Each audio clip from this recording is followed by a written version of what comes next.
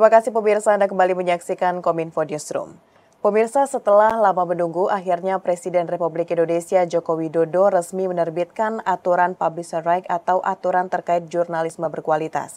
Perpres ini menjadi bentuk dukungan pemerintah bagi perusahaan pers dan juga platform digital untuk menghadirkan produk jurnalisme yang berkualitas. Keluarnya peraturan Presiden mengenai publisher right ini tidak lepas dari peran aktif antara Kementerian Kominfo dan juga Dewan Pers yang bekerja sama mengawal terbentuknya publisher right. Dan pemirsa, untuk mengetahui lebih lanjut terkait dengan hal ini, saat ini kita sudah terhubung dengan Ketua Dewan Pers, Ibu Ninik Rahayu. Assalamualaikum, selamat malam Bu Ninik. Waalaikumsalam warahmatullahi wabarakatuh. Selamat malam para pemirsa Kominfo Newsroom. Dan juga selamat malam Mbak Mona. Baik, salam sehat ya Ibu. Terima kasih sudah hadir pada malam hari ini Bu Ninik. Amin, sama-sama, salam sehat juga. Baik, Ibu, ini semangat yang kita lihat sekarang adalah dibentuknya Perpres mengenai publisher right ini adalah keinginan bersama antara pemerintah juga dan tentunya adalah insan pers dan perusahaan pers untuk menyudahi adanya konten-konten negatif di platform digital yang ada selama ini. Dan tapi yang menjadi pertanyaannya Bu Ninik, ini adalah masa transisi dengan terbitnya Perpres tersebut. Bagaimana upaya dari Dewan Pers, Ibu, untuk mengawal masa transisi penerapan publisher right ini agar berjalan dengan baik bagi pelaku platform digital dan juga masyarakat pengguna, Ibu? Ya, terima kasih. Saya juga ingin menyampaikan ucapan terima kasih ya. Akhirnya Bapak Presiden menandatangani peraturan nomor 32 tahun 2024 tentang tanggung jawab perusahaan platform digital untuk mendukung jurnalisme berkualitas. Ini awal memang inisiatif yang digagas luar biasa oleh kawan-kawan pers yang merasa bahwa ada keinginan agar pemberitaan kita itu berkualitas begitu, dan ada keadilan antara kerja bersama perusahaan pers dengan perusahaan platform terkait dengan pendapatan yang diperoleh dari iklan. Nah, sesuai yang diatur di dalam Perpres tahun 2024 ini, memang kita punya masa transisi waktu untuk menyiapkan segala sesuatunya itu 6 bulan ya. Jadi ada 6 bulan waktu masa transisi yang akan dilakukan oleh Dewan Pers yang memang di dalam Perpres ini diberi mandat ya untuk menyiapkan agar implementasi dari Perpres ini mudah gitu ya, tidak mengalami kesulitan terutama terkait dengan komite maupun mekanisme kerja dari komite. Jadi di pasal penutup ya Perpres 32 tahun 2024 pasal 19 Perpres ini akan mulai berlaku 6 bulan terhitung sejak tanggal 20 Februari 2024 disahkannya Perpres ini. Nah, persiapan yang perlu kita lakukan, tentu saja Dewan Pers tidak akan bekerja sendiri sebagaimana mandat yang ada di dalam Undang-Undang 40 tahun 99. Dewan Pers bekerja secara independen, tapi independensi daripada Dewan Pers di dalam bekerja adalah terutama dalam menyusun regulasi apapun, yang pertama tentu melibatkan konstituen Dewan Pers. Nah, konstituen Dewan Pers itu kan ada 11 ya, ada 4 organisasi wartawan dan ada 7 organisasi perusahaan pers. Yeah. Di luar itu dalam rangka persiapan ini Dewan Pers juga akan membuka seluas-luasnya pihak-pihak multi stakeholder yang juga perlu didengar pendapatnya ya, agar pembentukan mekanisme kerja dan komite yang akan menjalankan mandat yang ada di dalam Perpres ini bisa betul-betul mewarnai kebutuhan pihak-pihak yang di dalam ruang lingkup Perpres ini diatur ya. Misalnya di dalam Perpres ini di pasal 3 kan ruang lingkup dari pengaturan ini akan mengatur perusahaan platform, akan mengatur perusahaan pers, akan mengatur komite dan juga soal pendanaan. Begitu kira-kira di masa transisi ini. Baik, Bu Ninik, berarti kembali ditegaskan bahwa hadirnya Perpres Publisher Right ini juga menjadi bukti bahwa pemerintah ini memperhatikan kebebasan pers, kebebasan berekspresi dan juga kebebasan berpendapat. Namun Ibu, saat ini insan pers itu dihadapkan dengan produk jurnalistik yang tidak selalu baik atau ada beberapa hasil yang kurang baik. Nah, apakah kedepannya dari Dewan Pers ini dan juga perusahaan platform digital akan melakukan kerjasama begitu Ibu untuk memberikan pelatihan kepada insan pers agar bisa menghasilkan produk jurnalistik yang lebih baik lagi nih Bu? Betul. Saya kira yang memang lama kita diskusikan, kadang ada yang berpendapat Perpres ini hanya mengatur soal ekonomi saja gitu.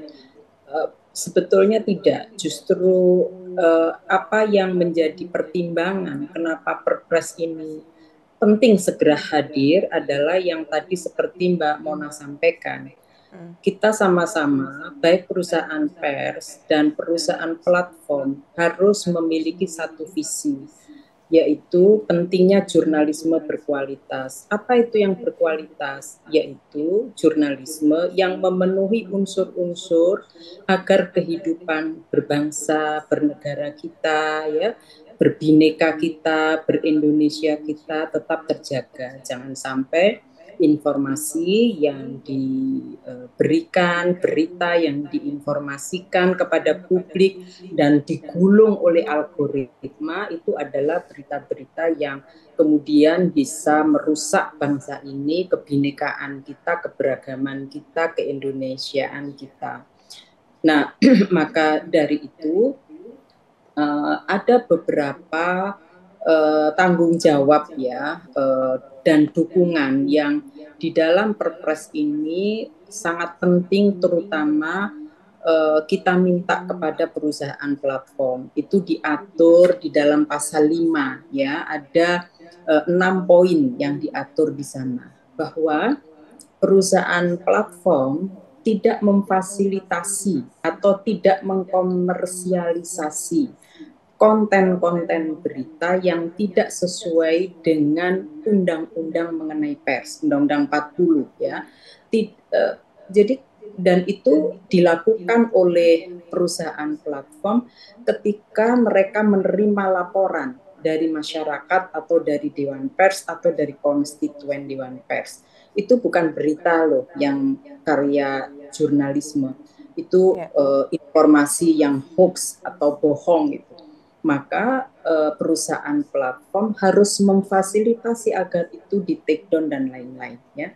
Nah, yang kedua kita juga di dalam Perpres ini meminta perusahaan platform untuk melakukan upaya terbaik dalam membantu memprioritaskan fasilitasi dan komersialisasi berita-berita yang bernilai jurnalisme, yang sesuai dengan kode etik jurnalistik, yang cover both sides, yang memang itu ditujukan untuk memberikan informasi, memberikan edukasi, memberikan kontrol sosial, dan itu sangat diperlukan oleh masyarakat. Yang ketiga adalah, ini yang penting yang tadi disinggung Mbak Mona, bahwa perusahaan platform juga melakukan upaya terbaik bagi peningkatan kapasitas para jurnalis di Indonesia ya, agar mereka juga berkarya yang berkualitas. Selama ini pemerintah juga memberikan dukungan ya untuk peningkatan pengetahuan, peningkatan pemahaman ya dan peningkatan kompetensi wartawan melalui uji kompetensi wartawan. Tetapi karena teknologi juga terus berkembang, salah satunya adalah teknologi dalam pendistribusian berita maupun konten-konten berita yang dikeluarkan oleh platform, maka kita juga meminta agar perusahaan-perusahaan platform digital melakukan pelatihan ya dan program yang ditujukan untuk mendukung jurnalisme yang berkualitas dan bertanggung jawab ini.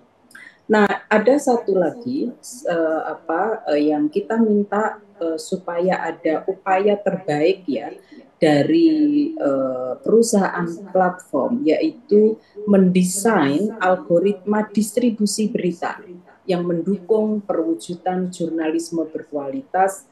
Tadi kembali yang pertama, sesuai dengan nilai demokratis, kebinekaan, keindonesiaan, dan perundang-undangan gitu, sehingga masyarakat betul-betul bisa memberikan dukungan penuh bahwa berita ini adalah pilar keempat demokrasi. Dia penegak demokrasi selain eksekutif, legislatif, yudikatif. Dan masyarakat bisa menggunakan berita-berita ini sebagai rujukan informasi di dalam menegakkan demokrasi itu sendiri. Gitu. Baik, berarti di sini sudah ada perbincangan gitu Bu ya untuk memberikan pelatihan kepada insan pers agar bisa menghasilkan kualitas jurnalisme yang lebih berkualitas begitu. Dan Bu Nining, sekarang ini kita juga mengetahui bahwa perkembangan dari kecerdasan buatan menjadi tantangan tersendiri bagi insan pers yang ada di dunia, termasuk juga di Indonesia begitu Ibu. Dan ini juga menjadi disrupsi teknologi yang mengancam praktik jurnalisme berkualitas. Dari Ibu sendiri, dari Dewan Pers ini, bagaimana sebaiknya insan pers yang ada di Indonesia tersebut bisa menyikapi dengan bijaksana menghadapi disrupsi teknologi yang mengancam profesionalisme, karya jurnalistik, dan juga kode etik, Ibu? Ya, ini pertanyaan yang sangat penting ya. Istilah dari banyak pihak, kita tidak boleh lagi terlambat gitu. Ketika era digital muncul, lalu berita ternyata distribusinya tidak hanya menggunakan alat-alat konvensional, cetak dan televisi begitu ya, tapi juga dipublikasi oleh algoritma begitu ya, algoritma platform digital begitu. Kita nggak punya regulasi dan baru keluar sekarang gitu. Yeah. Nah, soal munculnya teknologi-teknologi baru seperti artificial intelligence yang sekarang ini ikut mewarnai sebagai informasi, bahan-bahan informasi yang digunakan oleh para jurnalis kita dalam membuat pemberitaan, memang kita harus mensegerakan menyusun kode etik ya. Kode etik penggunaan informasi-informasi digital termasuk yang bersumber dari AI. Memang sudah ada ya pedoman yang dikeluarkan oleh UNESCO ya, setidaknya 4 hal yang perlu segera kita susun begitu ya, misalnya soal perlindungan data pribadi. Ya, ini kan sesuatu banget. Yang kedua juga soal perlindungan terhadap hak kekayaan intelektual. Yang ketiga adalah cover both side. Jadi jangan sampai informasi-informasi yang menggunakan AI atau sumber-sumber informasi dari media sosial tanpa dilakukan proses konfirmasi, riset dan